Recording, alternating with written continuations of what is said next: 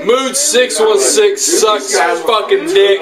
What a fucking asshole, man. I met him at Wasteland. Fucking dickhead. Goddamn. Fuck him, man. Fuck. It looks. A tisket, a tasket, a bloody basket. Cut his head and ate his leg. Now he's in a casket. Yo, what's up everybody? Welcome to another random review. I'm your host Moodz616 and thank you once again for stopping in, guys. Alrighty, yeah, random horror review. It's gonna be episode 12 and I got another one here courtesy of Anchor Bay. This film right here was originally released in 2013 under a different title. It was actually called Savaged in 2013, so released on media in 2015 under the title of Avenged. And I believe this one just recently came out on DVD within the last week or two. I believe something like that. But yeah, with the tagline, "They took her life, she'll take her revenge. She'll take her revenge." Yeah. Alrighty, so yeah, getting into the synopsis of this one. This one right here follows your main character, Zoe. She is basically traveling across country to start a new life with her boyfriend. They have just recently got engaged, and she's going to travel to see him. And she comes across these Native Americans that are being hunted down by these rednecks. She tries to save one of them. It doesn't really work out too well for her. They basically end up kidnapping her and doing a bunch of really nasty things to her. And ultimately, they leave her for dead. And then this Native American shaman actually ends up finding her body, tries to bring her back, but it doesn't really work all that well for him.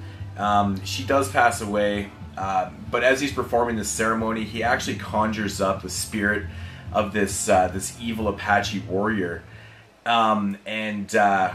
The spirit basically takes over Zoe's body. She comes back to life, and now she's hell-bent on getting revenge on these redneck hillbillies that did all these nasty things to her. So yeah, so it's basically your premise of your film right there. Now, my thoughts on this one.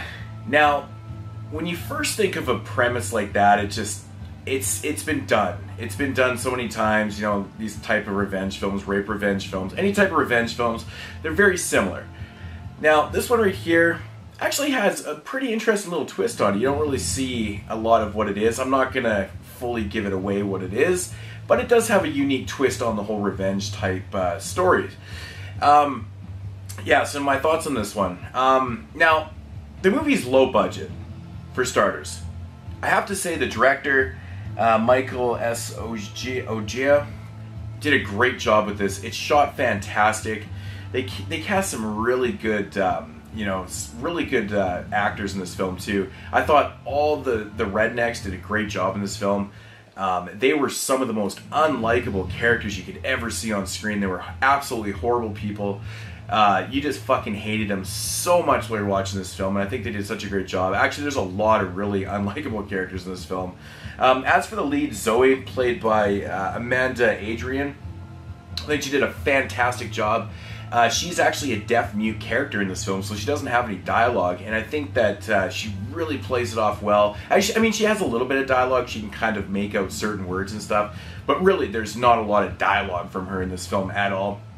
But she plays it off so well. Getting back to the low budget thing. Now, you know, being a low budget type revenge film, it has a little bit of action and stuff. I think they choreographed the action scenes in this film fantastic too. There's a really great scene in a bar where she just ravages some people in there. Thought it was really well done. But yeah, overall for a low budget film, it has kind of a bigger budget feel to it. It's shot well. It has this, it kind of maintains this this 80s vibe throughout the film too.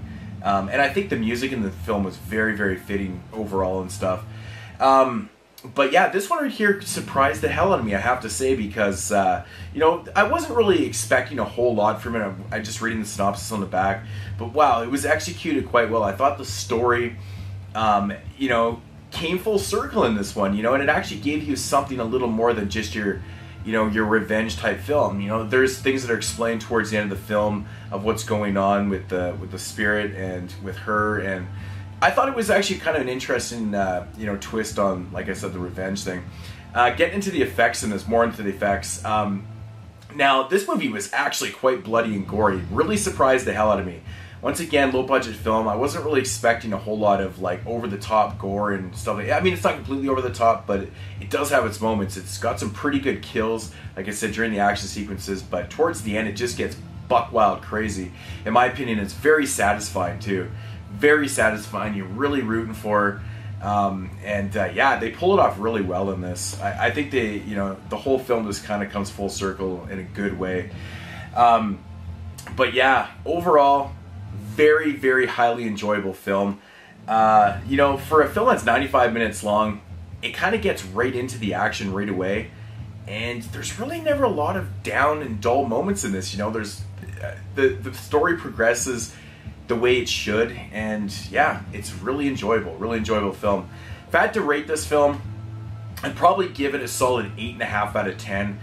Now, the reason why I'm going to drop a little bit, I think there's a couple moments in this film that that kind of, there's some effects in this film that are actually kind of cheesy. Like I said, you know, most effects are practical effects and done pretty well for the most part, but there's a couple really kind of poor CG moments in this with, you know, spirits, and I guess it kind of adds to the 80s vibe a little bit, but wow, man, it's kind of cheesy for a film that's super serious.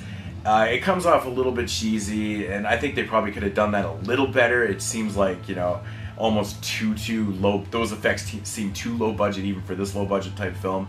But yeah, you know, just little things like that. But overall, really, really solid film. I love the locations that it was shot in. It looks beautiful. The acting was great. The music was good. The effects were good for the most part. The practical effects were good. And the story was interesting. So you can't really go wrong with a film like this at all. But yeah, you know, this type of film is, I love when this happens. You're not expecting a whole lot, and it turns out to be so much better than you could ever imagine. But yeah, Avenged just came out. Definitely give this one a shot. 8.5 out of 10. Really highly enjoyed it. Good octane revenge. If you like revenge flicks, check it out. Yeah, you won't be disappointed.